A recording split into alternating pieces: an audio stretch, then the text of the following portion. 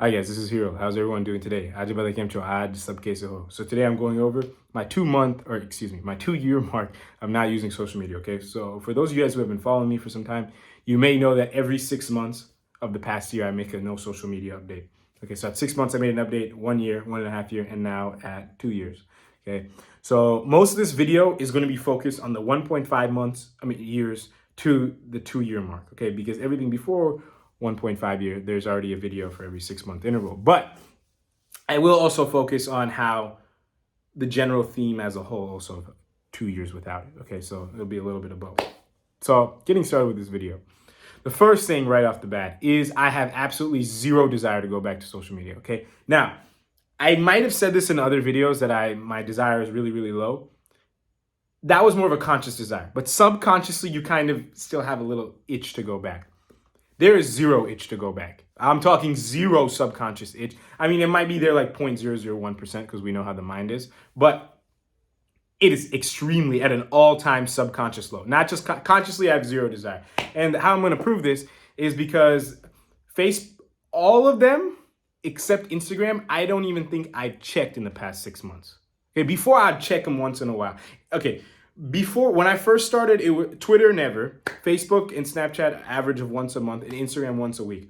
The first three are never. I think Facebook and Snapchat maybe once. I checked them at like the beginning of the 6 months, okay, before I just completely stopped. But now I'm just completely done with those three. Like I literally have not checked them in close to 6 months. Let's just call it close to 6 months, okay? If not 6 months itself.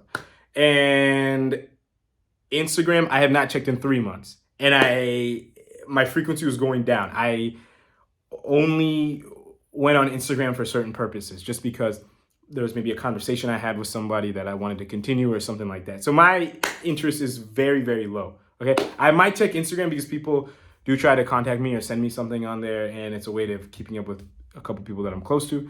I might check it once every few months or something, but that is about it. Okay, and even that's dying. Like that interest is dwindling away very, very quickly. And so that's that. Secondly, this one's a little bit more of an interesting point. I've been using my camera a little bit more. Now, for those of you guys who don't know, one of the ways that this journey started is 2.5 years ago, my phone camera broke. But 6 months ago, so for 2 years, I didn't have a camera. Okay, now 6 months ago, I got a new phone, okay, which was right around the time of my last video. So I now have a camera, right? So I've been using my camera a little bit more because I haven't had a full functioning camera, and it was actually over 2 years before that. It was like almost 2.25, 2.5 years before this past May when I got my phone. Okay, so I've been using my camera more. Now I'm not sure it's because I got the new phone or it's because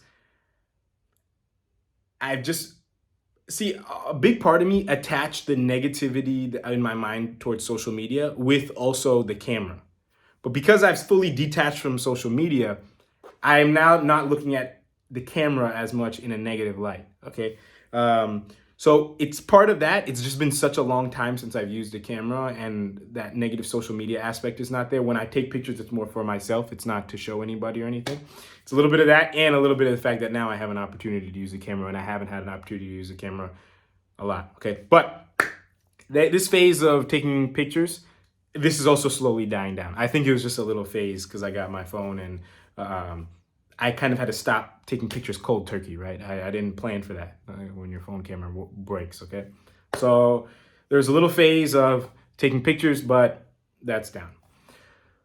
Secondly is YouTube, right? So I don't consider YouTube social media. The social medias I just mentioned are Facebook, Twitter, Instagram, Snapchat, and even LinkedIn. Anything with a feed with people that you know, right?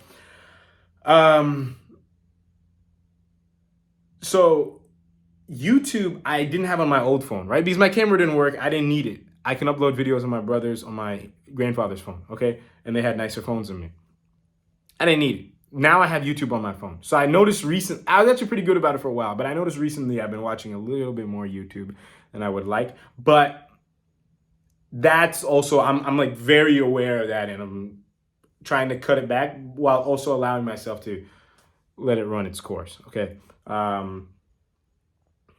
And I try my hardest to avoid shorter videos, okay? Those quick dopamine rushes. Okay, if I do watch it, it's more longer, somewhat informational videos, sometimes entertainment videos.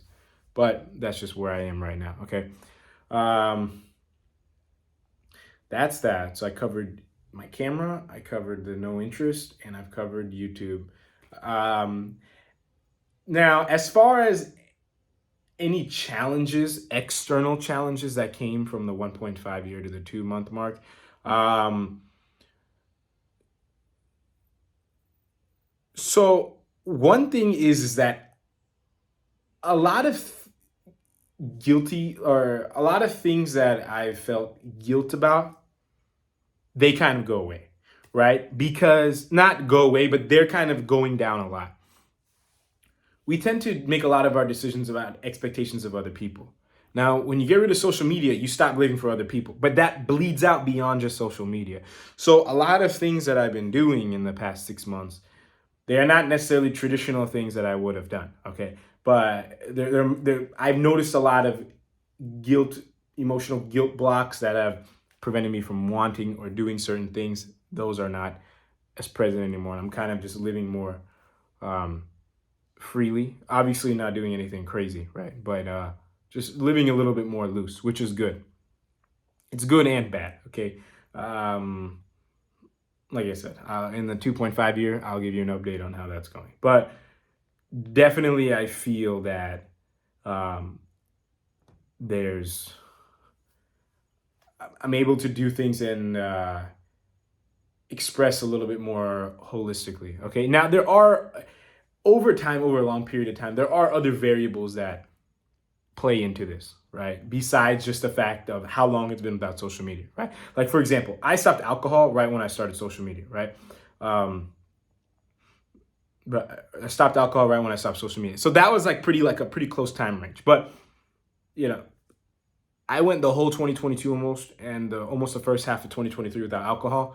But I did start dabbling into alcohol a little bit starting this May. Now, is that just because it's been a long time, or I'm approaching that 1.5 year mark where I'm just like, or does it have to do with the fact that the month before I had a really serious back injury and I couldn't walk and there was a lot to deal with, and I just decided to do that because of the back thing, right? So we don't know why, right? But one of the things was